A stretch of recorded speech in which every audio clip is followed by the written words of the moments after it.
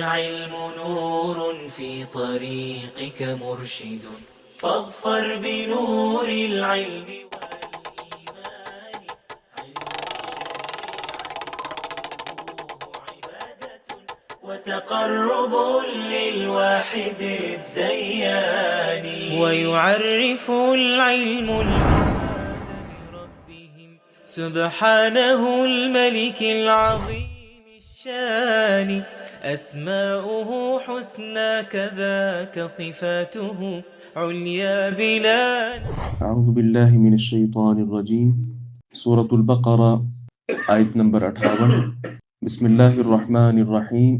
وَإِذْ قُلْنَا، اور جب ہم نے کہا، ادخلوا هذه القرية، اس بستی میں داخل ہو جاؤ، فَكُلُوا مِنْهَا حَيْثُ شِئْتُمْ رَغَدًا، پس اس میں سے کھلا کھاؤ جہاں چاہو، وَادْخُلُوا الْبَابَ سُجَّدًا، اور دروازے میں سجدہ کرتے ہوئے داخل ہو جاؤ، وَقُولُوا حِطَّةٌ، اور کہو بخش دے، نغفر لکم خطایاکم، تو ہم تمہیں تمہاری خطائیں بخش دیں گے، وسنزید المحسنین، اور ہم نیکی کرنے والوں کو جلد ہی زیادہ دیں گے. فبدل الذین ظلموا قولا غیر الذی قیل لهم، پھر ان لوگوں نے جنہوں نے ظلم کیا بات کو اس کے خلاف بدل دیا جو ان سے کہی گئی تھی. فانزلنا علی الذین ظلموا رجزا من السماء، تو ہم نے ان لوگوں پر جنہوں نے ظلم کیا تھا رجزا من السماء، آسمان سے ایک عذاب نازل کیا، بما كانوا يفسقون، اس وجہ سے کہ وہ نافرمانی کرتے تھے.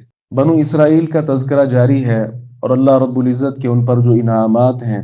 اللہ رب العزت نے انہیں کہا تھا کہ شہر میں داخل ہو جاؤ. اس شہر سے مراد کیا ہے؟ بعض مفسرین نے لکھا ہے کہ اس سے مراد اریحہ شہر ہے، اور کچھ نے کہا کہ اس سے مراد جو مصر ہے، فرعون والا مصر، وہ مراد ہے. یہ دونوں باتیں ہی درست نہیں ہیں. اللہ رب العزت کا جو فرمان سورۃ المائدہ میں ہے اس میں صراحت ہے یا قوم ادخلوا الارض المقدسہ، تو معلوم ہوا اس سے مراد ارض مقدس بیت المقدس مراد ہے اور وہ سرزمین مراد ہے. اور آپ یہ بات جانتے ہیں کہ اللہ رب العزت نے انہیں کہا تھا کہ تم جاؤ بیت المقدس میں داخل ہو جاؤ، اور ظاہر ہے کہ وہاں عمالقہ قوم جو ہے وہ آباد تھی، ان کے ساتھ جہاد کر کے پھر بیت المقدس کو فتح کرنا تھا. لیکن یہ اتنے ڈھیٹ قوم تھی جس نے اللہ کے رسول جناب موسیٰ علیہ السلام کی بات نہ مانی اور کہا اذهب انت وربک فقاتلا انا ہاہنا قاعدون، جاؤ تو تیرا رب جا کر لڑو، ہم تو ادھر بیٹھے ہیں. اتنی بڑی گستاخی، اتنے زیادہ انعامات کے باوجود یہ اس قوم کا وتیرہ تھا. تو اللہ رب العزت نے سزا کے طور پر 40 سال انہیں صحرائے سینا میں چھوڑ دیا. یہ وادی تی میں گھومتے رہے اور اللہ رب العزت کی طرف سے یہ ان پر عذاب تھا. المختصر جناب ہارون علیہ السلام یہی فوت ہو گئے، اور ان کے بعد جناب موسیٰ علیہ السلام بھی فوت ہو گئے. اور پھر جو نبی ہیں وہ جناب موسیٰ علیہ السلام کے جو ساتھی تھے، وہ جب وہ خضر سے ملنے کے لیے گئے تھے تو ان کے ساتھی تھے، ان کا نام یوشع بن نون تھا. یوشع بن نون کو بھی اللہ رب العزت نے پھر نبوت کے ساتھ سرفراز فرمایا، اور ان کے دور میں جا کر کہیں بیت المقدس فتح ہوا ہے. تو اتنی دیر تو یہ صحرائے سینا میں ہی گھومتے رہے. تو جب اللہ رب العزت نے بیت المقدس وہ فتح کے ساتھ ان لوگوں کو ہمکنار کیا تو پھر دو چیزیں کہا قولی اور فعلی ادب کا خیال کرو. لہذا شہر میں جب آپ نے داخل ہونا ہے تو اس وقت ایک تو فعلی ادب بجا لاؤ کہ سجدہ کرتے ہوئے داخل ہو جاؤ. یہ اللہ رب العزت کی طرف سے عاجزی اور انکساری کا پہلو ہے کہ اللہ تعالیٰ نے اتنا بڑا جو شہر ہے وہ آپ کو عطا کیا ہے، تو آپ کو چاہیے کہ وہاں سجدہ کرنے کی کیفیت میں آپ داخل ہوں گے. اور دوسرے نمبر پر جو قولی ادب ہے وہ کیا ہے کہ آپ نے حطتن کہنا ہے. حطتن کا مطلب کیا ہے کہ اللہ ہمیں بخش دے.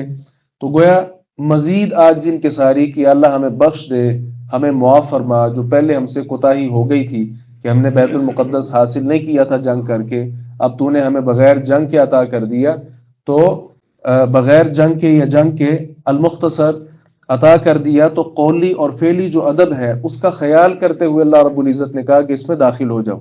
لیکن وہی بدبختی اس قوم کا مقدر تھی، ان لوگوں نے اس اللہ رب العزت کے حکم کی خلاف ورزی کی اور صحیح طور پر اس پر عمل نہیں کیا، بلکہ بات کو بدل دیا.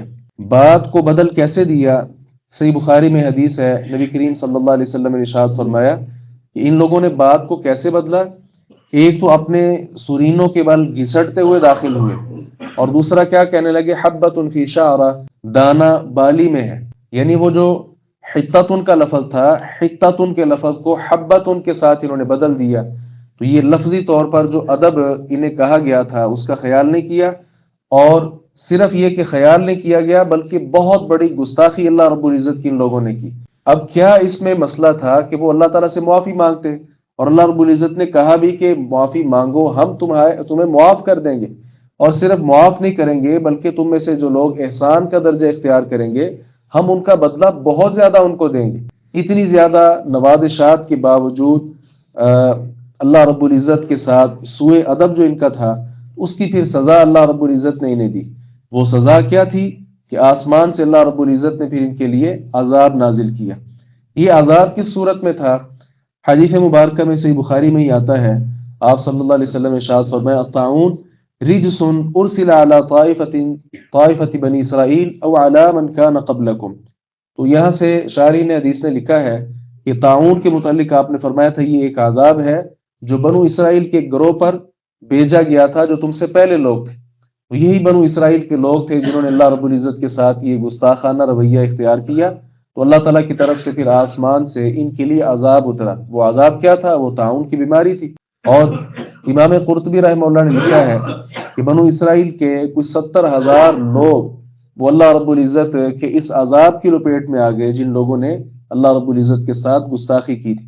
تو نبی کریم صلی اللہ علیہ وسلم کے دور میں یہ آیات اتر رہی ہے تاکہ اس وقت جو اہل کتاب ہے انہیں بتایا جائے کہ تم بنو اسرائیل کی تاریخ کیا ہے، اللہ رب العزت نے تمہارے اوپر کتنے انعامات کیے تھے لیکن تم لوگوں نے اس کا صلہ آگے کیا دیا ہے۔